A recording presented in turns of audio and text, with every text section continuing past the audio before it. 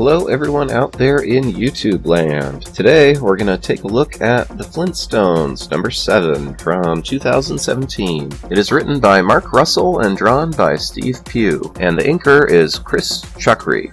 Brief recap, I've reviewed the first 6 of these so far, and this one's the 7th. And just so you know, if you don't know, DC and hanna-barbera have been doing comic book runs on many of their classic hanna-barbera cartoons. So aside from the Flintstones, there's Scooby-Doo Apocalypse, Future Quest, and Wacky Raceland. And I've reviewed the first issue on Wacky Raceland, so check that out if you haven't already. As with every issue of this Flintstones comic, this one has a theme. Number 7 focuses on religion, courage, and the value of human life. So without any further ado, let's get started. And warning, this review may contain spoilers. So starting off, we have the Rebels and the Flintstones, and they are having a picnic together.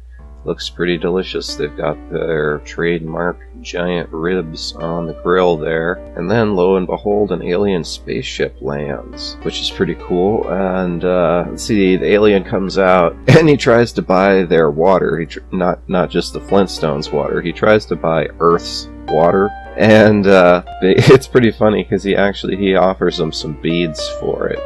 I don't think he wants to buy all the water on the Earth, but he wants to buy like a lot of it. He was like, I was flying by and noticed you had an overabundance of liquid water. So Fred's like, I don't think I have the authority to sell that, and the alien keeps proceeding trying to buy it. And then the Great Gazoo comes up and basically runs the guy off because he's an officer. So right then, too, a bunch of people start running up, and they have masks and clubs and stuff on, and it looks like they're going to attack them, and they run up to Fred and the alien and those guys, and the alien gets scared and takes off. He leaves in his ship, and they all run up to the Flintstones and the Rebels, and they're all standing there like, rah! And Fred asks the Great Gazoo, aren't you going to protect us from them? And he's like, oh no, they're natural for your evolution. But, the Flintstones get away. They run to their vehicles and take off.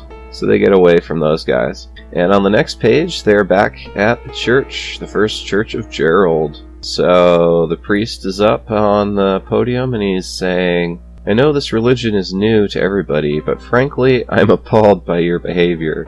And the people are replying to him, so what does Gerald care how we behave as long as we worship him? Yeah, we chose the right God. Doesn't that buy us a little leeway?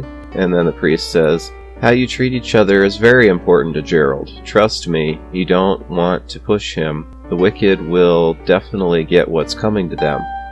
And then someone in the crowd says, really? Because it doesn't seem like it. And the priest is like, look, I never told you this before, but after you die, there's this burning pit. And when you die, if you were a jerk or a sass, you get thrown in the fire.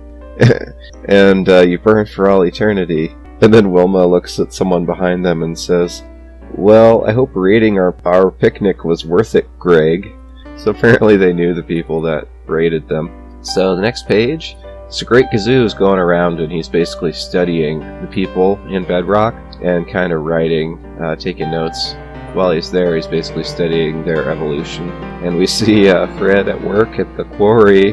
And then next page, we got Betty and Wilma. They're trying to sell Wilma's paintings. So they go and talk to these two snobby guys, and they kind of give them the runaround. Then we're back at the priest guy. I don't actually know what that character's name is. I don't know if they ever say. I'm pretty sure they don't. So that's why I just keep referring to him as the priest. But he's got, that little crown thing and the purple or whatever pink stuff on his shoulders.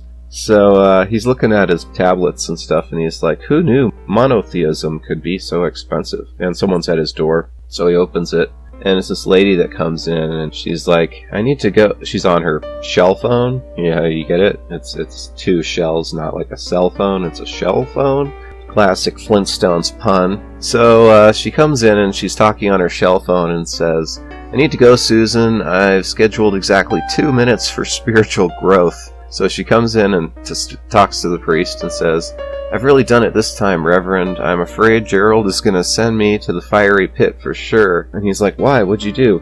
And she's like, I don't want to get into specifics, I just need to get right with Gerald before 4 p.m. And he's like, okay, so you did something wrong. Not good. Maybe you should make up for it by doing something positive. And she says, I have an idea. She says, I love it. Run with the idea. And then he says, you could do something nice for others, maybe serve coffee to people as they come into church.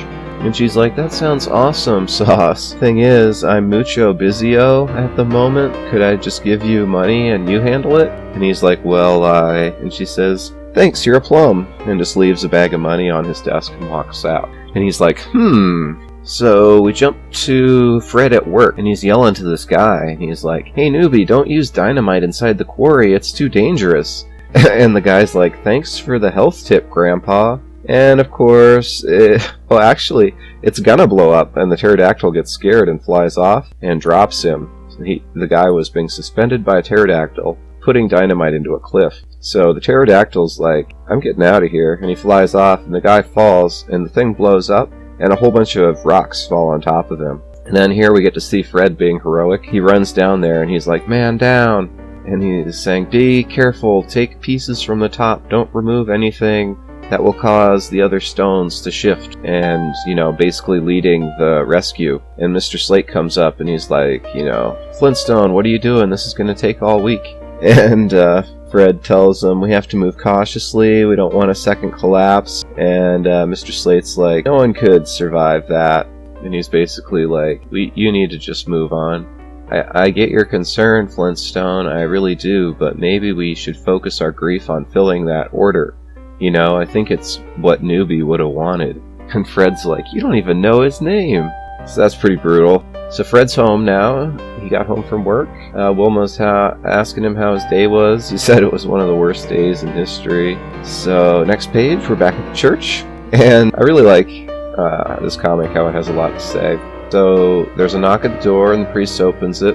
And let's see, it says, hello, Reverends. I heard you're taking money to absolve people of their sins. Is that true? And there's a whole crowd of people out there. So we're back to the Great Gazoo, and he's outside the mall.